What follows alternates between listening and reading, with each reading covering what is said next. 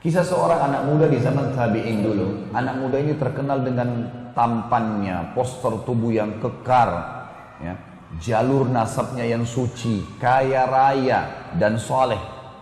Semua perempuan di wilayah Irak memuji-muji dia, diidolakan sudah. Yang perempuan yang soleha berharap jadi istrinya. Perempuan yang fasikah, yang buruk imannya, ini berharap berzina dengan dia. Penawaran selalu datang ke anak muda ini, zina. Zina gratis plus minta apa saja dikasih.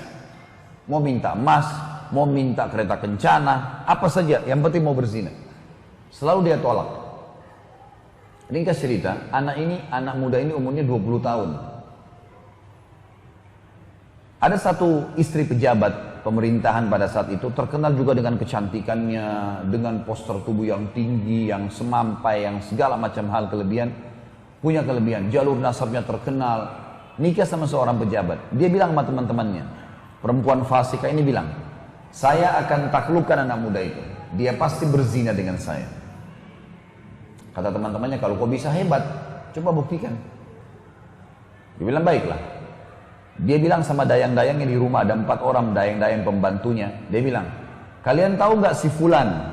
Kata si perempuan ini, kalian tahu nggak si fulan? Laki-laki ini dimaksud. Dayang-dayangnya bilang, iya, itu kami idolakan. Kalian mau berzina nggak sama dia? Maka spontan dayang-dayang ini orang fasika semua ini. Oh tentu saja. Jangankan berzina, berdampingan aja sudah kami merasa sebuah prestasi, apalagi berzina. Kata majikannya, saya akan berzina dengan dia. Dan kalau saya berhasil, saya akan berikan kalian kesempatan berzina dengan dia. Tapi kalian harus dukung saya. Baik, apa yang kami harus lakukan? Kebetulan rumah anak muda ini Bapak Ibu sekalian, rumahnya dia dengan masjid, ngelewatin rumahnya si perempuan ini.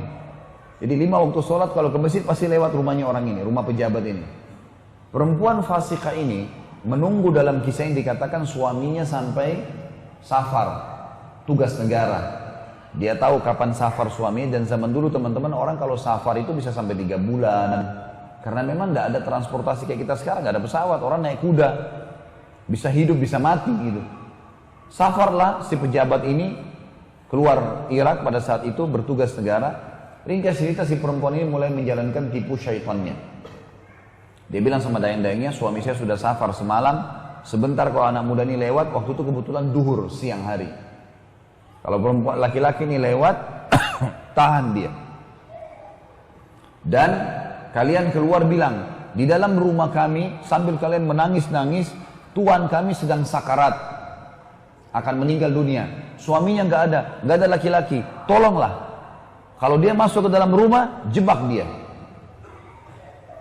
Maka dayang-dayang bilang, baiklah. Lewatlah si anak muda tokoh kita ini. Kemudian dayang-dayang ini keluar, tiba-tiba buka pintu, nangis-nangis. Tuhan saya di dalam lagi sakarat dan tolong bantulah. Karena lampu laki-laki ini mungkin seperti orang di antara kita juga kalau tahu seperti ini, lillahi ta'ala dia masuk ingin membantu. Karena ini juga orang-orang pada tahu orang lewat di situ. Begitu masuk ditutup pintu, kata dayang-dayang ini sama tuan rumahnya sekalian, kamu sekarang sudah terjebak dalam jebakan kami. Kamu harus berzina dengan kami. Kalau tidak, kami semua berlima akan teriak ke orang-orang kalau kau datang untuk menzinai kami, kau akan memerkosa kami. Jadi dijebak untuk berbuat zina. Ini bukan orang seperti seseorang di antara kita sengaja mampir ke tempat zina atau ngerayu perempuan. Perempuannya yang minta 5-5-nya. Zina gratis di sini. Plus lagi si tuannya bilang apa? Kalau kau zina dengan saya, maka apa saja yang kau minta saya kasih. Mau minta emas, mau minta kereta kencana, kalau kita sekarang mobil mewah, minta apa saja. Yang penting zina dengan saya. Plus, kapan saja kau butuh zina, datang ke sini. Digodain dengan minyak wanginya, dengan penampilannya, dengan kata-katanya. Laki-lakinya anak muda selalu tegar. Dia mengatakan, hai fulana, bertakwalah kepada Allah. Allah maha melihat. Allah tahu nih. Kamu jangan bermaksiat kepada Allah dan jangan kau khianati suamimu. Berbahaya, hukuman Allah akan datang. Tidak mau terpengaruh. Perempuan ini sudah masuk di benaknya pikiran syaitan. Yang terakhir teman-teman sekalian, anak muda ini berdoa kepada Allah. Lihat di sini yang saksi bahasan bagaimana seseorang menjaga hubungan sama pencipta Allah ini. Dia mengatakan, ya Allah, sesungguhnya aku selalu menjaga kesucian kemaluanku. agar aku tidak berzina, tidak melanggar hukum-Mu ya Allah. Dan Engkau menjadikan zina sebagai dosa besar. Sekarang aku dijebak untuk berzina, maka selamatkanlah aku dari jebakan syaitan ini. Allah punya cara teman-teman sekalian. Yang terjadi adalah anak muda ini rasa mules tiba-tiba dalam kisah yang dikatakan. Jadi perutnya tidak enak, sakit, mau buang air besar. Lalu dia bilang sama perempuan ini, perut saya sakit, memang apa adanya, saya mau buang air. Kata si tuan rumahnya, itu kamar mandi WC di sana, kamu silakan selesaikan hajat kamu, keluar tetap zina sama kami. Anak muda ini masuk ke WC sambil berpikir, dia sambil buang air, subhanallah, kisahnya begitu.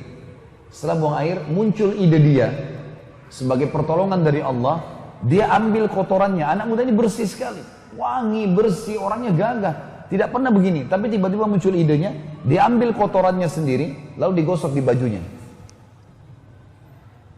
Sedikit, tidak banyak. Begitu dia keluar dari kamar mandi WC, si perempuan ini lihat, perempuan ini orang kaya, biasa bersih, biasa wangi, lihat kotoran di badan. Kok kamu begini, jorok sekali kalau bahasa kita. Dia bilang, saya begini sekarang. Inilah saya. Maka tuan rumahnya bilang sama dayang-dayangnya, keluarkan laki-laki ini dari rumah saya, karena saya tidak pernah temukan laki-laki sejorok dia. Gak mungkin saya mau berzina sama orang begini. Maka laki-laki tersebut keluar teman-teman sekalian. Begitu depan pintu orang ini, sujud syukur kepada Allah karena tidak jadi berzina. Bayangkan bagaimana seseorang kalau tahu Tuhannya, bisa, kalau tadi Nabi SAW dalam kondisi sakit, musibah sedang datang, bisa sabar. Dan pada saat itu puncaknya Allah akan datangkan pertolongan. Orang anak muda ini diajak berzina gratis, bisa dapat dengan menikmati mereka, dapat lagi hadiah-hadiah, bisa dia tinggalkan karena tahu bagaimana menjalin hubungan dengan Sang Pencipta Allah.